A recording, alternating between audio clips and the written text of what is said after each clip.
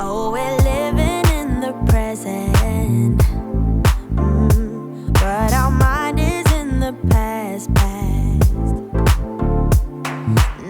Hi everyone, it's Luke here and welcome back to another glorious day here in Monaco. I think it's our second day in town today. However, today we're actually going inside because I'm here visiting the Prince of Monaco's personal car collection.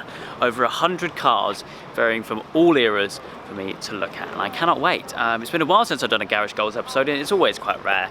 They're quite hard to kind of organise and arrange, but this place is open to the public. It's like a museum, so I was thinking whenever I'm in Monaco, I'm going to this place, and I've heard big things, so I'm very excited to go inside and check it all out.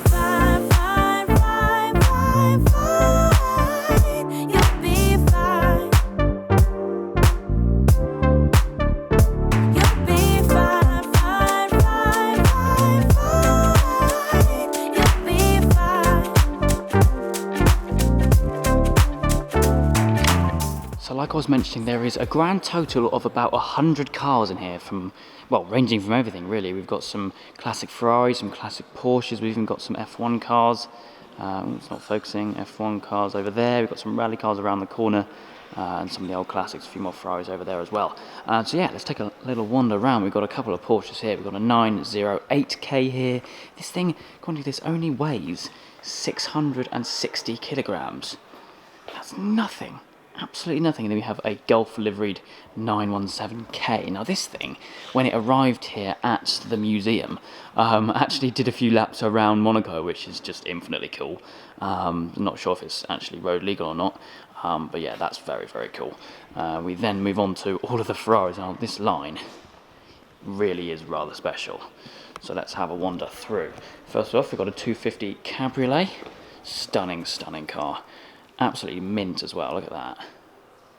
Absolutely mint. Next to that we have a slightly darker, and I'm not sure the name, maybe it's Rosso Barchetta or something, but this one is a 250 California, however it's the long wheelbase variant. So if I just come back over here actually, you'll see that it's drastically longer than, well, obviously the short wheelbase. So yeah, that's all very cool. The Ferrari fanboy in me is really very happy right now. We then have a race-inspired Daytona. It's a Daytona, so I'm going to have to check this. GR4, so I don't know what it's called exactly. I don't know if GR4 is really the official name or not. Either way, super cool. Side exit exhaust, you can only imagine how this thing sounds. 250 LM, stunning, stunning car, worth an absolute fortune, finished in the French, kind of, I don't know, French flag livery. I've actually seen a couple of TDFs in this livery, and they look so, so cool. So yeah, very cool to see that. I presume that livery kind of was inspired by this car. This one from 1964, according to that. We then have a really, really cool spec on this 275 GTB2. It's almost like blue Nart, with the yellow stripe and the white dot. Very historic livery. Again, absolutely mint. Stunning, stunning car. Absolutely adore these. We then have a 308. This one, again, is race prepped. Got all the livery on it and everything. I can't say I've really ever seen one. Obviously, I've seen the regular road-going 308s before, but never a race prep on. This one from the 70s. Then things get a little bit special. A 288, only 272 of these things were made, 6 of them being prototypes. This one I don't think is one of them. The rarest of the big 5, which is of course consisting of this, the F40, the F50, the Enzo and the LaFerrari. And I think this might just be one of my favourites, you know, just so, so special to see. And you just don't see them, obviously, because they're significantly rarer than the other cars. Yeah, so, so cool.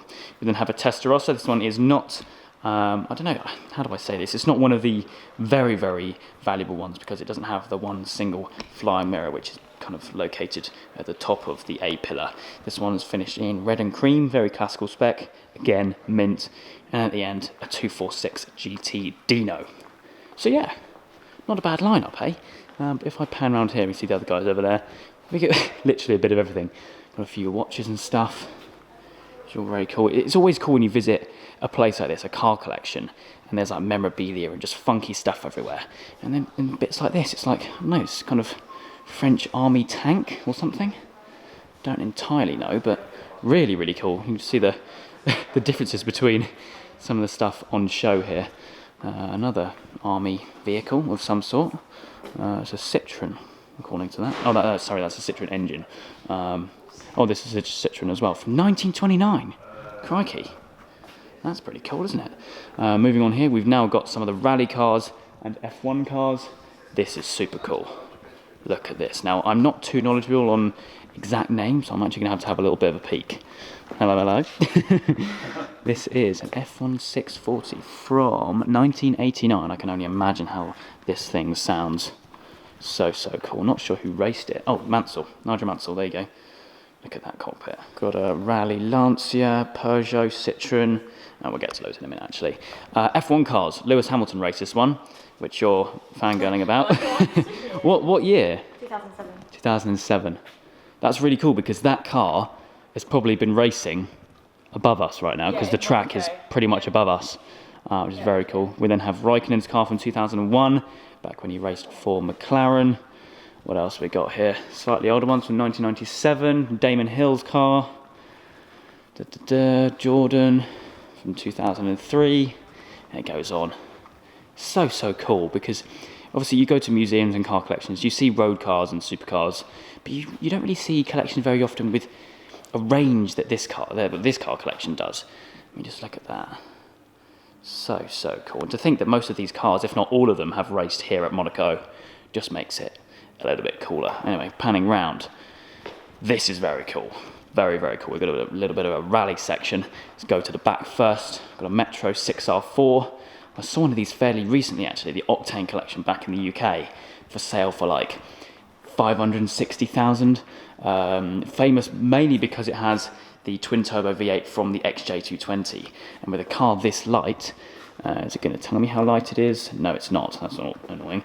It makes it lethal, because if you think how big the XJ220 is and heavy, you stick a massive lump from that in something this small and light, well, in a Metro basically, it's going to be mental, isn't it? I mean, look at the wide arches on this thing. Aero everywhere. And I remember talking about how this car is one of very few that has a wing on the front as well as the back. This one I think is from the 80s, and there's only a handful in the world, maybe 20 max. So that's very cool. I love how the engine is very high mounted, so you can literally see it through the windows. And I imagine if it's got a little, I know it doesn't have a rear view mirror. Why would it have a rear view mirror? Come on. Then you can probably see it in the back there. So cool. Look at the fog lights on the front. Must be about 6 in there. That's super cool. Then I have a Renault 5 Turbo. Again, quite a similar car to the 6R4, really. If you think about it shape-wise, obviously the engine is mounted quite high in the back. Wide arches, very successful when it was rallying. Then moving on to something a little bit more modern, actually. We've got a modern rally car driven by Sebastian Loeb, arguably one of the world's best rally drivers, especially in the current time at the moment. And again, I can't really say that I've seen a rally car up close on many occasions, so that's probably very cool. I imagine, like I was saying with the F1 cars, all of these have probably participated in rallies close to here, because obviously you've got the Rally de Monte Carlo, which is up in the hills, which is super cool. And then last two here, Peugeot and a Lancia. Look at the rear end of this. Oh, it's just so cool. But yeah, this is only one little section. So what we've covered now, probably about 25 cars, ranging from Ferraris to F1 cars to tanks and rally cars. This place is awesome. Although there is a big empty space here, so I presume there's meant to be an exhibition here. But yeah, awesome place. I'm loving this lineup here.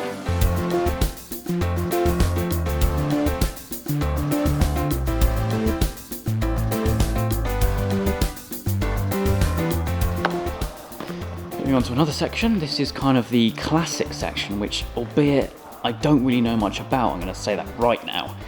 You see stuff which you don't really see, and I can't really say I've seen something like this before. Kind of funny little thing, really. But I'll have a wander around, kind of point out some of the things which catch my eye. Nice E-Type here in British Racing Green. We've got a stunning 300 SL with a matching race suit over there. I'm not sure entirely what colour it is. It kind of reminds me of Ruby Stone Red that you get on old Porsches like 964s and stuff. So that's very cool. Old Citroen, obviously they're very popular here, made in France. Very French, obviously. For your Bentleys and Rolls Royces, Mercedes, It's a bit of everything really. And with this place as well, it's very eerily quiet.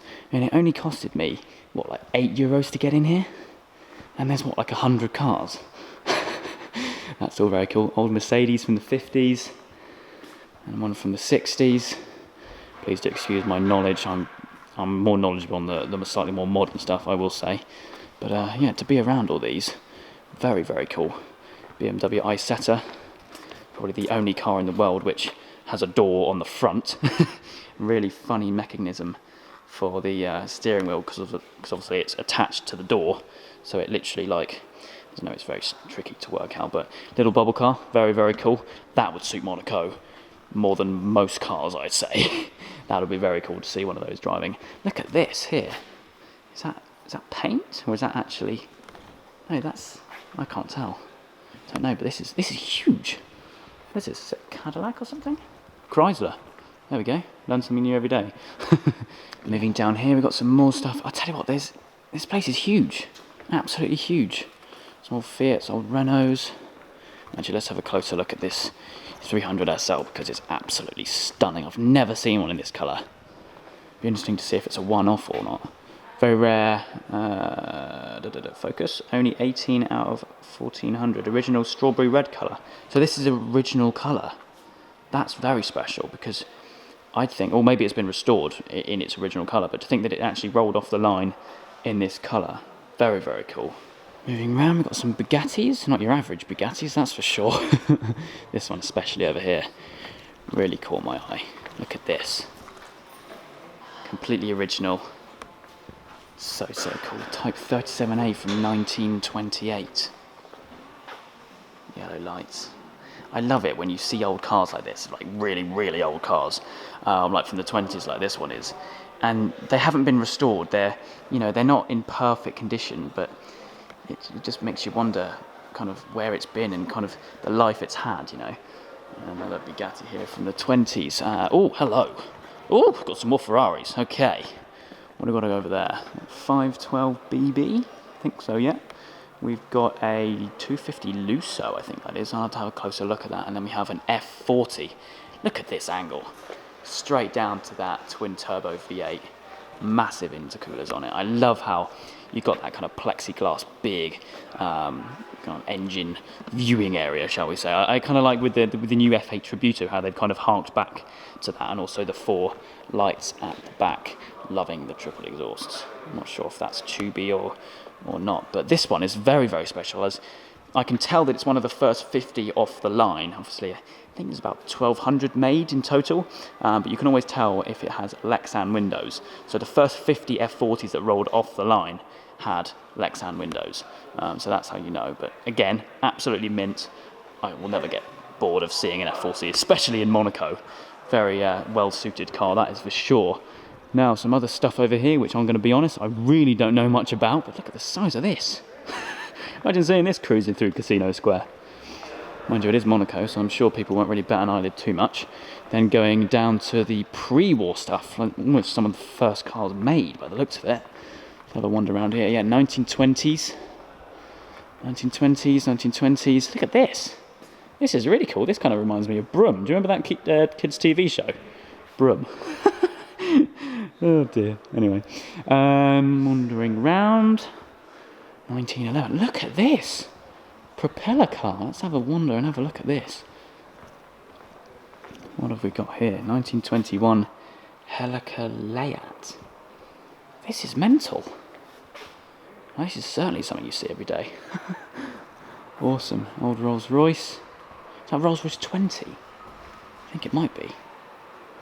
I love the old Monaco plates as well. Look at that. Oh, Monaco plates are one of my favourite. So cool. Some more really, really old stuff. I mean, let me just touch on this again. It's cool to kind of see a collection like this and to appreciate all varieties of cars. Like, I'll be honest, I know nothing about these. I've never seen any of them in my life. But just to kind of wander around, have a mooch around it, really. And like I was saying in the intro, this is all owned by the Prince of Monaco, which is, well, even cooler, right? Anyway, let's head down to these Ferraris again, because you know what, Who doesn't like Ferraris, eh? So I think I've successfully found some of the oldest cars in the collection here. We've got stuff from pre-1900s, so 1885. How amazing is that? And there's multiple of them. They're huge as well. Look at the size of that. I'd say probably an F40. Okay, let's kind of merge this around. So an F40 would probably go up to about there. Absolutely amazing. Where's the steering? Oh no, of course. This is not a car. That threw me then. I was going, where's the steering wheel? These are obviously pulled by horses. So I'm not sure that really classes as cars. It's more like a cart, really, but really, really cool. Anyway, F40. Look at this. Oh, utterly, utterly beautiful. Hands down one of the best Ferraris ever made. And all the cars in here are absolutely mint. Yeah, it is a 250 Lusso. Thought so. Red on cream. Stunning, stunning car. And the BB with the infamously yellow headlights. You've obviously got the pop-ups as well. Same with the F40. But completely empty as well. Breathtaking place. Absolutely breathtaking.